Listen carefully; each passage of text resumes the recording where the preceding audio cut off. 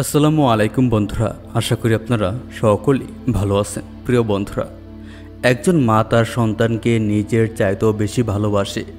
একজন মা নিজে না খেয়ে তার সন্তানকে খাওয়ায়, 9 মাস গর্ভে ধারণ করে অনেক যন্ত্রণা ভোগ করে তার সন্তানকে পৃথিবীর আলো দেখায় একজন মা। কিন্তু কোনো সন্তান যখন তার মায়ের সাথে খারাপ ব্যবহার করে, তাহলে তার পরিণাম কতটা ভয়াবহ হতে পারে তা আজকের এই ভিডিওটি দেখলে বুঝতে পারবেন। একজন মায়ের বদদোয়ার ফল কতটা ভয়াবহ হতে পারে এবং কতটা করুণ হতে পারে তা আজকের এই ভিডিওটি থেকে জানতে পারবেন। আর হ্যাঁ, আজকের এই ঘটনাটি সত্য একটি ঘটনা যা বাংলাদেশে ঘটেছে, তাই সবাইকে অনুরোধ করছি আজকের এই ভিডিওটি না টেনে একেবারে শেষ পর্যন্ত দেখার জন্য।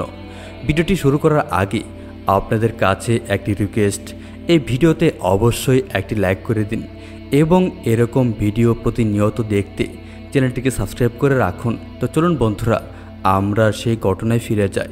বন্ধুরা, বাংলাদেশের হবিগঞ্জ জেলার অলিপুরে আনিস নামের এক ভদ্রলোক বাস করে।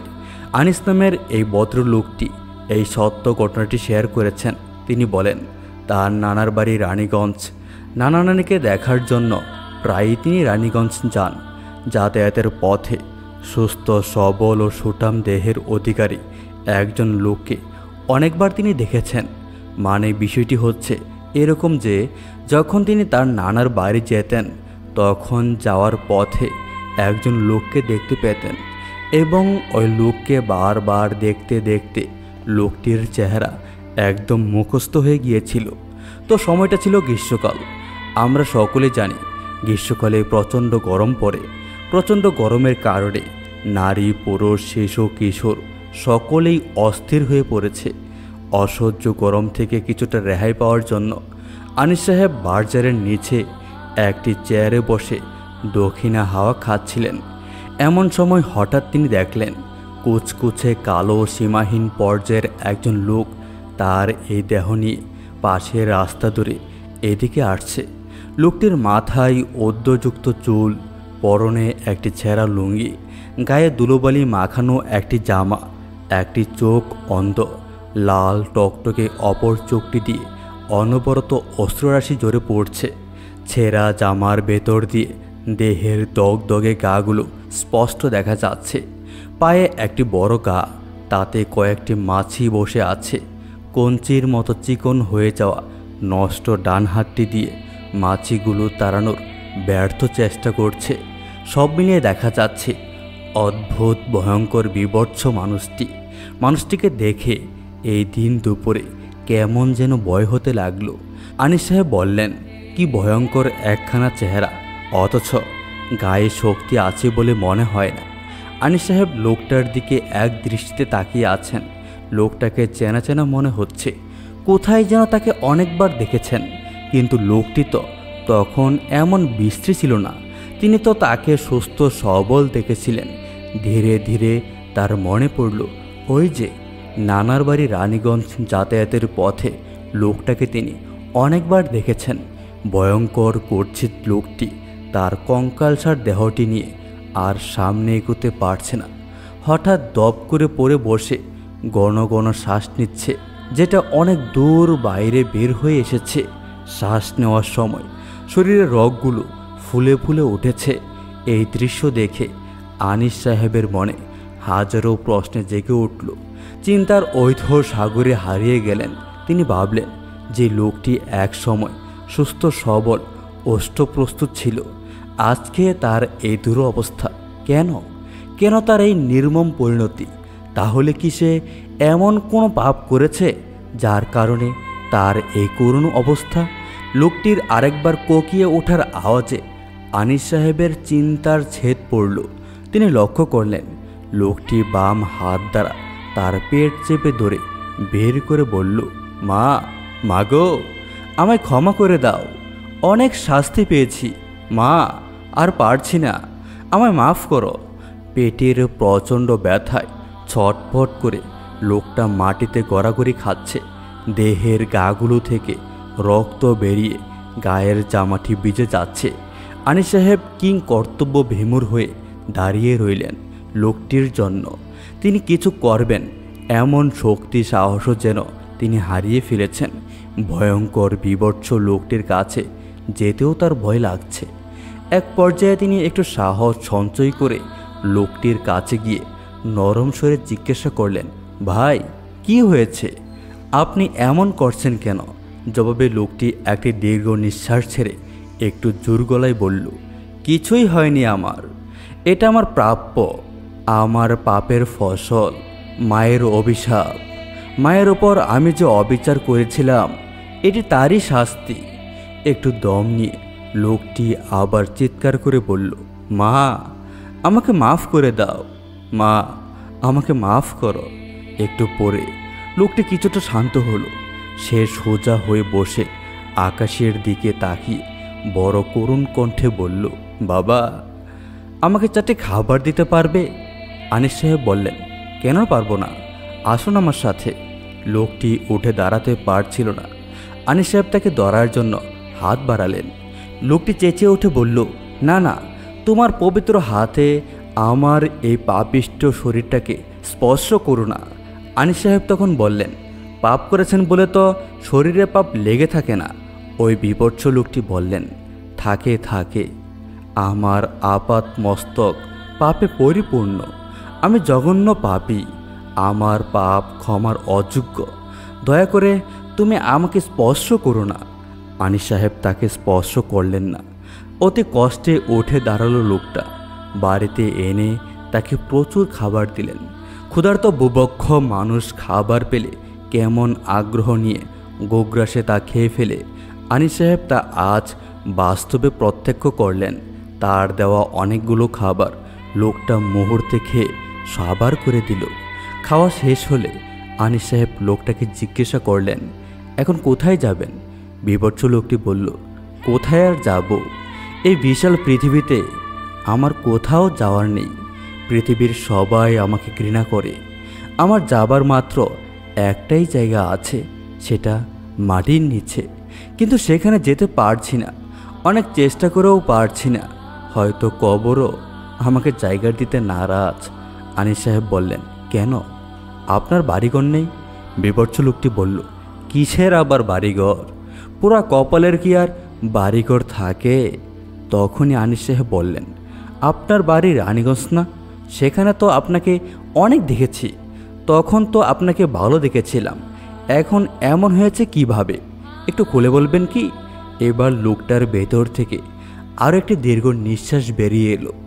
অশ্রু ভেজা সজল দুটি চোখ দিয়ে আমার দিকে গভীর দৃষ্টিতে তাকিয়ে কাঁদো কাঁদো স্বরে বলল, ছিল, সবই ছিল, ঘর বাড়ি চাকর নৌকর স্বাস্থ্য সম্পদ কোনো কিছুরই কমতে ছিল না আমার, কিন্তু এখন কিছুই নেই। এটা আমার পাপের ফল, মায়ের অভিশাপের নির্মম পরিণতি। তখনই আনিস সাহেব বললেন, কী কারণে আপনার মা অভিশাপ দিলেন, দয়া করে একটু জানতে পারি? বিভৎস লোকটি বলল, না, বলা যাবে না, এত বড় নির্মম নিষ্ঠুর কাহিনী আমি বলতে পারবো না। আনিস সাহেব একটু জোর করে বললেন, অল্প একটু বলুন না, আমার শুনতে খুব ইচ্ছে করছে, হয়তো এ থেকে আমরা সকলেই শিক্ষা নিতে পারবো। বিভৎস লোকটি বলল, আমি ক্ষমার অযোগ্য পাপী, মায়ের ক্ষমা না পেলে আল্লাহ আমাকে ক্ষমা করবেন না। আগুন, আগুন, জাহান্নামের প্রজ্বলিত আগুন আমাকে পোড়ার জন্য অপেক্ষা করছে। আহ জাহান্নাম, ও মা, মাগো, আমায় ক্ষমা করে দাও। কিছুক্ষণ পর লোকটি আমার দিকে তাকিয়ে বলল, শুনতে চাও, শুনতে চাও আমার জীবন কাহিনী? আনিস সাহেব বললেন, হ্যাঁ, একটু বললে শুনতাম। বিভৎস লোকটি বলল, তাহলে এখানে তুমি বসে পড়ো। লোকটি বলতে শুরু করল, আমার নাম কাশেম, বাড়ি একসময় রানীগঞ্জেই ছিল। শুনেছি আমার জন্মের মাসখানেক পরেই নাকি আমার আব্বা দুনিয়া থেকে বিদায় নেন, তাই পিতাকে দেখার সৌভাগ্য আমার হয়নি। পৃথিবীতে এসে শুধু মাকে পেয়েছি, আমার কোনো ভাই বোন নেই। মা আমার জন্য অনেক কষ্ট করেছেন। সংসারে আর্থিক অবস্থা ছিল খুবই দুর্বল। কষ্ট করে মা আমাকে মানুষ করতে চেয়েছিলেন, কিন্তু আমি মানুষ হতে পারিনি, শুধু একটা জানোয়ার হয়েছি। মায়ের কষ্টার্জিত পয়সা দিয়ে একদিন রানীগঞ্জ হাই স্কুল থেকে এসএসসি পাশ করলাম। এ সংবাদ পেয়ে মা যে কত আনন্দিত হয়েছিলেন তা বাসায় বর্ণনা করা সম্ভব নয়। সেদিন তিনি 1 কেজি দুধ কিনে সবটুকুই আমাকে পান করতে দিলেন। দুধ পান শেষে মায়ের চেহারা পানে তাকিয়ে দেখি তার 2 চোখ পানিতে ভিজে যাচ্ছে। আশ্চর্য হয়ে জিজ্ঞাসা করলাম, মা তুমি কাঁদছো কেন? মা বললেন, না রে কাঁদছি না, এ যে আনন্দের অশ্রু আপনা আপনি গড়িয়ে পড়ছে। তোর বাবা যদি আজ বেঁচে থাকতেন তাহলে কতই না খুশি হতেন। মানে সেই দিনের সেই আনন্দ মিশ্রিত মুখখানা আজও আমার মনে পড়ে।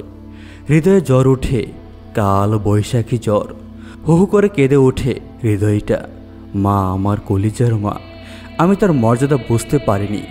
আমি তাকে সীমাহীন কষ্ট দিয়েছি, দুঃখ দিয়েছি।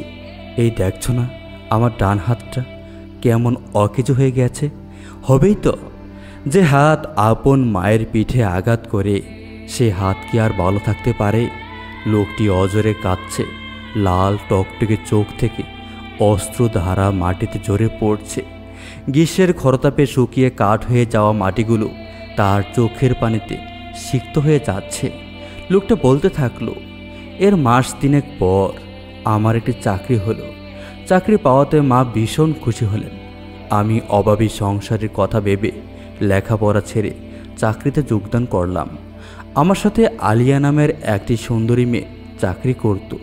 সারাদিন কেটে যেত পাশাপাশি থেকে। এভাবে ধীরে ধীরে সে আমার মনের মণিকোঠায় স্থান করে নিল। মাঝে মাঝে আমি তাকে বাড়িতে নিয়ে আসতাম। এতে মা ভীষণ রাগ করতেন। আপন সন্তান অন্য এক অবিবাহিত মেয়েকে নিয়ে ঘোরাফেরা করবে, এটা কখনোই বরদাস্ত করতে পারতেন না। কিন্তু আমি সেদিকে ভ্রুক্ষেপ না করে আলিয়ার সাথে আমার সখ্যতা আরও বাড়িয়ে দিলাম। এর ঠিক 1 বছর পর একদিন আমি মাকে না জানিয়ে আলিয়াকে বিয়ে করে বাড়িতে নিয়ে এলাম। আমার এই অপ্রত্যাশিত কর্মকাণ্ডে মা অত্যন্ত কষ্ট পেলেন। কষ্টের তীব্রতায় অনেকক্ষণ কাঁদলেন। তারপর আমার দিকে মুখ করে চিৎকার দিয়ে বললেন, নিমুখারাম, বেরিয়ে যা, বেরিয়ে যা আমার সামনে থেকে। আমি তোর পোড়ামুখ দেখতে চাই না। ধীরে ধীরে পাড়ার অনেকে এসে ভিড় জমালো। সবাই আমাকে বোঝানোর চেষ্টা করলো, কিন্তু মা কোনোভাবেই বিষয়টিকে মেনে নিতে পারলেন না। তখন থেকেই মায়ের সাথে আমার সম্পর্কের অবনতি ঘটতে থাকে। এরপর 3টি বছর চরম অশান্তিতে কেটে গেল। এরই মাঝে আলিয়ার সাথে মায়ের কতদিন যে ঝগড়া হয়েছে তার কোনো হিসেব নেই। যখনই ঝগড়া শুরু হতো তখনই আমার সুন্দরী অহংকারী স্ত্রী মাকে চরমভাবে অপমান করত। কিন্তু আমি তার রূপে এতটাই পাগল ছিলাম যে কোনো দিন তাকে কিছুই বলার সাহস পাইনি। বরং উল্টো মাকে বকাঝকা করতাম, 2-4টি কটু কথা শুনিয়ে দিতাম। তাতে মা যে কতটা কষ্টে চোখের পানি ফেলতেন তা আজ পরিষ্কারভাবে উপলব্ধি করতে পারছি। আমি আফসোস করি, হাজারবার আফসোস করি আমার মাকে চরমভাবে লাঞ্ছিত ও অপমানিত করার কারণে। যেখানে মায়ের প্রতি সহানুভূতি দেখিয়ে আলিয়াকে শাসন করার প্রয়োজন ছিল, সেখানে আমি তা না করে উল্টো মায়ের প্রতি বিরক্ত হতাম। তাকে সংসারের একটি জঞ্জাল মনে করতাম। এখন কারণে অকারণে আলিয়ার সাথে আমিও মাকে গালি দেই। বিভিন্ন প্রকার প্রযুক্তি করে তার হৃদয়কে ক্ষত বিক্ষত করি। এতে মা নীরবে অশ্রু ফেলেন, বারবার আঁচল দিয়ে চোখ মুছতেন। কিন্তু তার এই অশ্রু আমার এই প্রাণ হৃদয়ে বিন্দু মাত্র প্রতিক্রিয়া সৃষ্টি করেনি। এর ঠিক 5 বছর পরের কথা। একদিন আমি অলিপুরের হাট থেকে বাড়ি ফিরে দেখি মায়ের সাথে আলিয়ার ঝগড়া চলছে। আলিয়া আমাকে বিরামহীনভাবে গালিগালাজ করে চলছে। আলিয়ার প্রতি আমি এতটা দুর্বল ছিলাম যে তার কোনো দোষ আমার চোখে পড়তো না। মনে করতাম সকল দোষ মায়ের। বাড়িতে ঢোকার সাথে সাথে আলিয়া এসে বলল, এই ডাইনি বুড়িকে বাড়ি থেকে বের করে দাও, না হয় আমি চলে গেলাম। আলিয়ার কথাই আমার মাথায় খুন চেপে বসলো। রাগে ক্ষোভে আমার সমস্ত শরীর কাঁপতে শুরু করলো। তাই অন্যান্য দিনের মতো কোনোরূপ যাচাই বাছাই না করে আজও মায়ের উপরই সকল দোষ চাপিয়ে দিলাম। আলিয়াও তো দোষ করতে পারে, এ কথা যেন আমি ভুলেই গেলাম। তাই আলিয়া চলে গেলে আমার জীবন ব্যর্থ ভেবে মাকে বের করে দেওয়ার সিদ্ধান্ত নিলাম। সিদ্ধান্ত নেওয়ার পর দেরি নেই, সাথে সাথে মায়ের দিকে একেবারে চোখ লাল করে তাকিয়ে হাত দিয়ে খুব জোরে একটি ধাক্কা দিয়ে বললাম, এই বুড়ি, তুই এই মুহূর্তে আমার বাড়ি থেকে বেরিয়ে যা। আমার প্রচণ্ড ধাক্কায় মাটিতে লুটিয়ে পড়লেন, কিন্তু আমি তাকে টেনে ওঠানো প্রয়োজন বোধ করলাম না। সুন্দরী স্ত্রী আলিয়ার ফাঁদে পড়ে আমি এই কথা বলে গিয়েছিলাম যে আজ আমি যাকে গালমন্দ করলাম, যাকে অত্যন্ত নির্দয়ভাবে ধাক্কা মেরে ফেলে দিলাম, তিনি তো আমার মা, যিনি দীর্ঘ 9 মাস আমাকে তার পেটে ধারণ করেছেন। তিনি 2 বছর একাধারে সে দুধ পান করেছেন। তিনি নিজের সকল প্রকার আরাম আয়েশকে বিসর্জন দিয়ে আমার সুখের কথা চিন্তা করেছেন।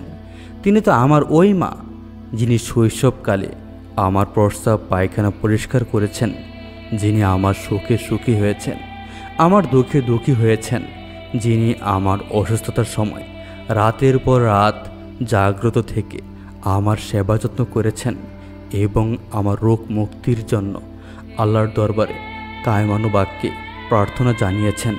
মাটিতে পড়ে যাওয়ার কিছুক্ষণ পর মা অতি কষ্টে উঠে দাঁড়ালেন। এরপর হাউমাউ করে কাঁদতে কাঁদতে বাড়ি থেকে বেরিয়ে গেলেন। অল্প দূরে ছিল মসজিদ। মা সেই মসজিদের দরজায় হামাগুড়ি দিয়ে পড়ে গেলেন। অনেকক্ষণ সেখানে কাঁদলেন। তারপর হাত উঠিয়ে আকাশের দিকে মুখ করে চোখের পানি ফেলে দিয়ে বললেন, হে আল্লাহ, তোমার কাছে আমি এর বিচার চাই। এত বড় অবিচারের বিচারক পৃথিবীতে নেই, তুমি বিচার করো খোদা। এরপর মা কোন দিকে চলে গেলেন তা জানি না। মা যখন কেঁদে কেঁদে আমার জন্য বদদোয়া করছিলেন, তখন পাড়ার লোকজন অনেকেই আমাকে মায়ের পা ধরে ক্ষমা চাইতে বলেছিলেন, কিন্তু আমি অহংকার করে বলেছিলাম, মায়ের অভিশাপে আমার কিচ্ছুই হবে না। মায়ের অভিশাপে ধ্বংস অনিবার্য, এই সত্যটিকে সেদিন হৃদয়ে উপলব্ধি করতে পারিনি। মা চলে যাওয়ার পর তার সাথে বেয়াদবির ভয়ঙ্কর শাস্তি ধীরে ধীরে পেতে শুরু করলাম। যে আলিয়ার কারণে মাকে তাড়িয়ে সব স্বপ্ন দেখেছিলাম, সেই স্বপ্ন স্বপ্নেই রয়ে গেল। আজও তা পূরণ হয়নি, হবেও না কোনো দিন। আর সেই সংসারে কখন যে জাহান্নামের আগুন এসে প্রবেশ করেছে তা টেরও পায়নি। পরে জানলাম মা ওইদিকে তার এক দূর সম্পর্কীয় আত্মীয়র বাড়িতে আশ্রয় নিয়েছেন। কিন্তু আফসোস, আলিয়ার কারণে আমি কোনো দিন মায়ের খোঁজ নেইনি। তিনি কেমন আছেন, কিভাবে আছেন তা জানার প্রয়োজন অনুভব করিনি। এর 3 মাস পর একই সাথে আমাদের দুজনের চাকরি চলে গেল। তখন আমি স্পষ্ট বুঝতে পারলাম মায়ের অভিশাপেই আমাদের চাকরি যাওয়ার মূল কারণ।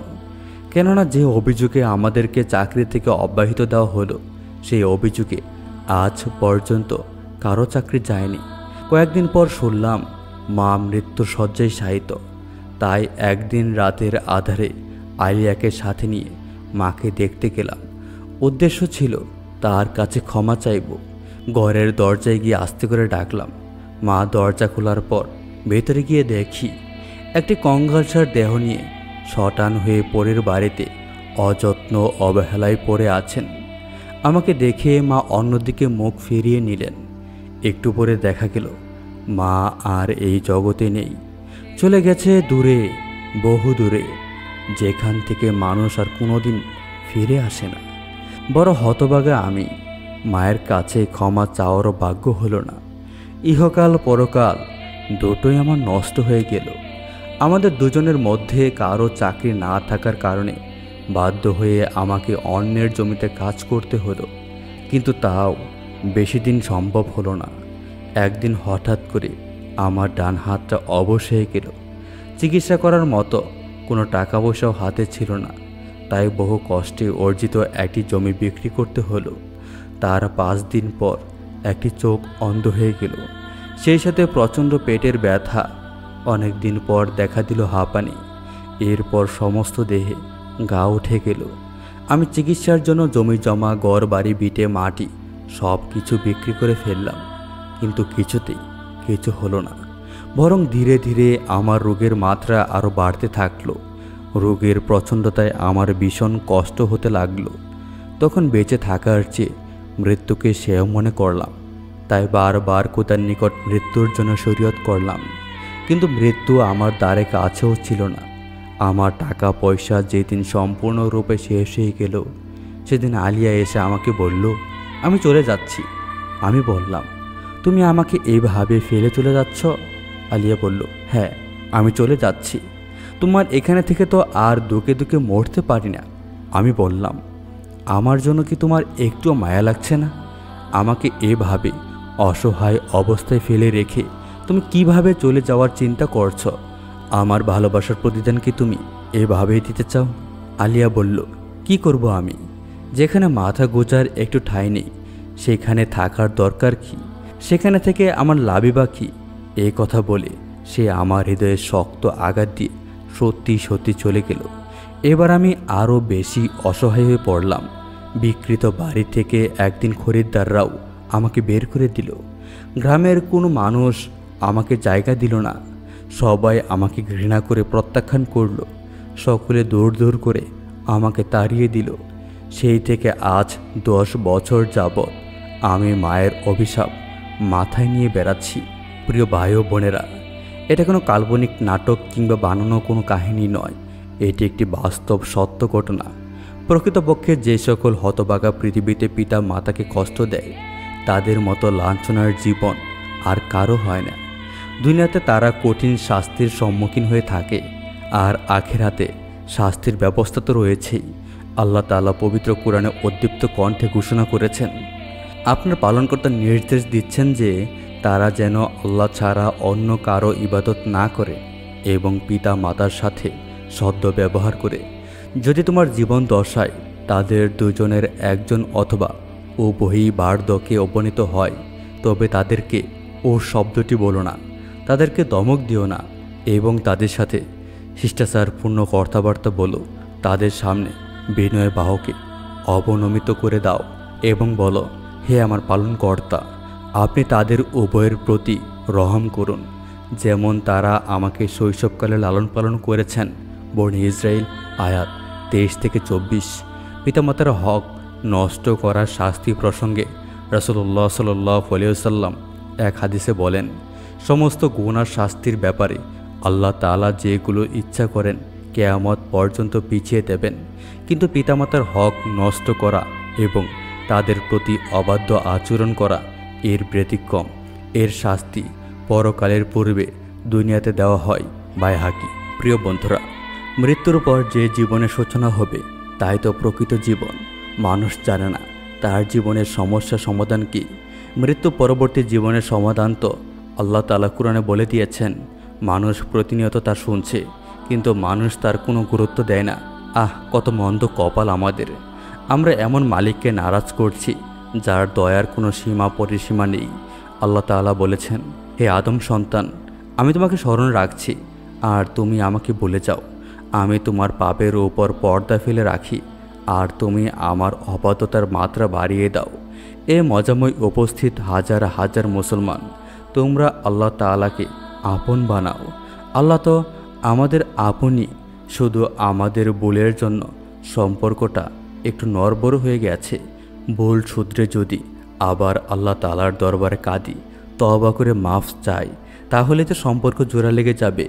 আসুন ভাই ও বোনেরা, আল্লাহ তাআলার সাথে সম্পর্কটা জোড়া লাগাই।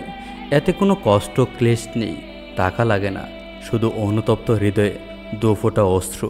হে আল্লাহ তাআলার বান্দাগণ, আসুন আমরা আল্লাহ তাআলার রাজি খুশিকে নিজেদের লক্ষ্য বানিয়ে নেই। আল্লাহ তাআলাকে খুশি করা খুব সহজ। দুনিয়াতে মাতা পিতার সঙ্গে সন্তানের ঝগড়া হলে তাদের সন্তুষ্ট করতে কতই না পরিশ্রম করতে হয়।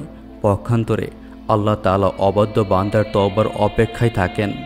বান্দা যতই আল্লাহ তাআলাকে অসন্তুষ্ট করুক, যদি বান্দা খাঁটি অন্তরে তওবা করে, তাহলে আল্লাহ তাআলা মাফ করে দেন। এগুলি কি বড় বেদনার বিষয় নয় যে আমরা এক ওয়াক্ত নামাজ ছুটে গেলে পেরেশান হই না?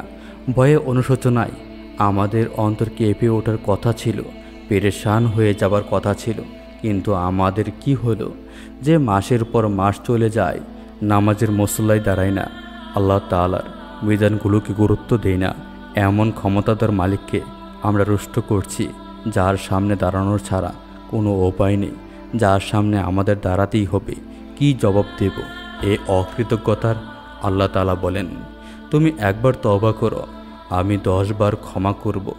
তুমি তওবা করো, এরপর দেখো আমি কিভাবে ক্ষমা করি। আল্লাহ তাআলা সকল মর্যাদাবানের বড় মর্যাদাবান, সব মহানের বড় মহান। সে আল্লাহ তাআলা অপেক্ষা করছেন তার অবাধ্য গোলাম কখন তওবা করবে, ক্ষমা চাইবে।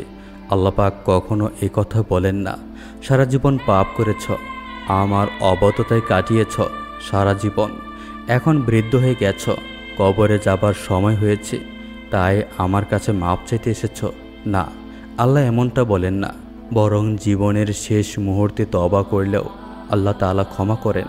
শর্ত হলো তওবা হতে হবে আন্তরিকতার সাথে, বলতে হবে, হে আল্লাহ, আমি পাপী, সারা জীবন গুনাহ করেছি, তোমার অবাধ্য ছিলাম, তুমি তো দয়ালু রহমানুর রাহিম, আমাকে ক্ষমা করো। বান্দা যখন তওবা করে আসমানে তখন আনন্দের ঢেউ খেলে যায়, আকাশকে আলোক সজ্জা করা হয়। ফেরেশতাগণ জিজ্ঞেস করে, এ কিসের আলোকসজ্জা? উত্তরে এক ফেরেশতা সবকটি আকাশে ঘোষণা করে, আজ আল্লাহ পাকের এক অবাধ্য বান্দা তওবা করেছে, সে আনন্দে আকাশ আজ সজ্জিত করা হয়েছে। প্রিয় ভাই ও বোনেরা, উৎসব তো করার কথা ছিল আমাদের, আমরা তওবার সুযোগ পেয়েছি, মহান মালিকের সাথে ভেঙে যাওয়া সম্পর্ক আবার জোড়া লেগেছে, দুনিয়া আখিরাতের বিপদ কেটে গেছে, অথচ আমাদের তওবায় আল্লাহ তাআলার কোনো পরোয়া নেই। আমরা তওবা করলেও আল্লাহ বড়, না করলেও বড়। আমরা নামাজ পড়লেও আল্লাহ মহান, না পড়লেও মহান। আমাদের অনুগত্য তার মর্যাদার কোনো হেরফের হয় না, আমাদের অবাধ্যতায় তার মর্যাদা নিচু হয় না, কিন্তু তারপরও তিনি আকাশকে সজ্জিত করেন যে দেখো আমার বান্দা আমার কাছে ফিরে এসেছে। হজরত ইব্রাহিম আলাইহিসসালাম এর ঘরে একজন মেহমান এলো। ইব্রাহিম আলাইহিসসালাম জিজ্ঞেস করেন, তুমি ঈমান এনেছ? মেহমান বলে, না। ইব্রাহিম আলাইহিসসালাম বলে, আমি কাফেরকে কিছু খাওয়াবো না। লোকটি উঠে চলে গেল। আল্লাহ তাআলা হজরত জিবরাইল আলাইহিসসালামকে পাঠিয়ে দেন, বলেন, ইব্রাহিম, সেই লোকটি নাফরমান ছিল তো আমার ছিল, 70 বছর পর্যন্ত আমি তাকে খাবার দিয়ে আসছি, একবেলার জন্যও আমি তার খাবার বন্ধ করিনি, অথচ একবেলা খাবারের জন্য সে তোমার কাছে গেল, আর তুমি তাকে না খাইয়ে বিদায় দিলে। যাও, তাকে ফিরিয়ে আনো এবং খাবার দাও। প্রিয় দিনী ভাই ও বোনেরা আমার, যে আল্লাহ কাফেরদের প্রতি এত দয়াবান, তিনি তার প্রিয় হাবিবের উম্মতের প্রতি মেহেরবান হবেন না কেন? তাই বলছি, আসুন আমরা সত্য দিলে তওবা করি। নিঃশ্বাস বন্ধ হবার আগে আমরা আল্লাহ তাআলার সামনে মাথাটা ঝুঁকিয়ে দেই, সমস্যার সমাধান হয়ে যাবে। ভাই, সময় কখন এসে যায় কেউ জানে না। আল্লাহ আমাদের কবুল করুন, আমিন। বনি ইসরায়েলের এক পাপী যুবক ছিল। তার অন্যায় অপরাধ ও জুলুম জ্বালাতনে অতিষ্ঠ হয়ে জনগণ তাকে শহর থেকে বের করে দিয়েছিল। শহর থেকে তাড়িয়ে দেওয়ার পর যুবকটি নিরাশ্রম অসহায় হয়ে জনমানবহীন এক স্থানে গিয়ে পড়ে থাকে। যুবকটি নিরুপায়, অসহায়, তাকে দেখার মতো কেউ নেই, একমাত্র আল্লাহ তাআলা তার ভরসা। কয়েকদিনের অনাহারে যুবকটি মৃত্যুর কাছাকাছি পৌঁছে গেল। মৃত্যুর কাছাকাছি পৌঁছে যুবকটি আকাশের দিকে তাকিয়ে বলতে থাকে, হে আল্লাহ, আমি তোমার এক নাফরমান বান্দা, আমাকে শাস্তি দিলে তোমার রাজত্ব বৃদ্ধি পাবে না, আর আমাকে ক্ষমা করে দিলে তোমার রাজত্বের কোনো কমতি হবে না। হে আল্লাহ, তুমি তো দেখছো আমি চরম অসহায় অবস্থায় আছি। এখন দুনিয়াতে সবাই আমার পর, আপনজনরাও আমাকে সাহায্য করবে না, তারা সবাই আমাকে ত্যাগ করেছে। এখন তুমি ছাড়া আমার সহায় আর কে আছে? তুমি আমার একমাত্র সহায়। হে আল্লাহ, আমি গুনাহগার, তোমার অবাধ্য, তোমার অকৃতজ্ঞ এক বান্দা। তুমি তো ক্ষমাশীল, তুমি দয়াময়, তুমি আমাকে ক্ষমা করে দাও। এতটুকু বলার পর যুবকটি মারা গেল। আল্লাহ তাআলার অবাধ্য এ বান্দার তওবা আল্লাহ কবুল করেন। আল্লাহ তাআলার পক্ষ থেকে হজরত মূসা আলাইহিসসালামের প্রতি ওহী এলো, হে মূসা, আমার এক বান্দা যে তওবা করে আমার মন জয় করেছে, সে এক জনমানবহীন প্রান্তরে মারা গেছে। তুমি গিয়ে তাকে গোসল দিয়ে জানাজা পরে দাফন করো, আর শহরের যত অপরাধী আছে পাপী আছে, আমার অবাধ্য বান্দা আছে, তাদের মাঝে ঘোষণা করে দাও, যারা তার জানাজায় অংশগ্রহণ করবে আমি তাদেরকেও ক্ষমা করে দেব। হজরত মুসা আলাইহিসসালাম শহরে এ ঘোষণা করে দেন। ঘোষণা শোনা মাত্র মানুষ সে বিজন অঞ্চল অভিমুখে রওনা দিল, যেন তারা সকলেই পাপী, সকলেই আল্লাহ তাআলার অবাধ্য। তারা গিয়ে দেখল এত সে পাপিষ্ঠ যাকে তারা শহর থেকে বের করে দিয়েছিল, যার অত্যাচারে সবাই অতিষ্ঠ ছিল। এত সে যুবক যে ছিল মদ্যপ, জুয়ারি, নারীর ইজ্জত লুণ্ঠনকারী। সবাই বিস্মিত হলো, বিস্ময় তাদের কাটছেই না। তারা হজরত মুসা আলাইহিসসালামকে বলে, এটা আপনি কি বলছেন? সে তো মন্দ চরিত্রের লোক ছিল, এমন কোনো অপরাধ নেই যা সে করেনি। অতিষ্ঠ মানুষের তাড়া খেয়ে এখানে এসে সে অনাহারে মারা গেছে। হজরত মুসা আলাইহিসসালাম আল্লাহ তাআলার কাছে বলেন, হে আল্লাহ, তোমার এই বান্দারা বলছে সে নিকৃষ্ট ধরনের লোক ছিল, তোমার অবাধ্য ছিল, আর আপনি বলছেন ভিন্ন কথা। আল্লাহ তাআলা বলেন, হ্যাঁ, তারাও সত্য বলছে। যুবকটি মন্দ ছিল, কিন্তু মৃত্যুর সময় ছিল সম্পূর্ণ অসহায়, নিরাশ্রয়। পরিবার, পরিজন, বন্ধু বান্ধব সবাইকে হারিয়ে সে আমার আশ্রয় চাইল, আমাকে ডেকেছে, এমন কাতর মনে আমাকে ডেকেছে।